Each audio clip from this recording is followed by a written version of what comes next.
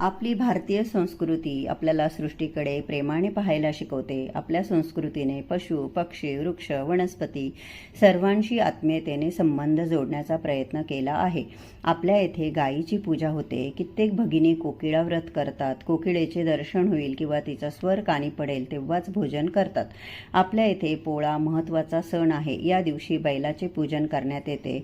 वटसावित्रीच्या व्रतामध्ये वडाच्या झाडाची पूजा केली जाते. परंतु नागपंचमीच्या दिवशी जेव्हा नागाचे पूजन आपण करतो त्यावेळी तर आपल्या संस्कृतीची वैशिष्ट्याची विलक्षणता दिसून येते.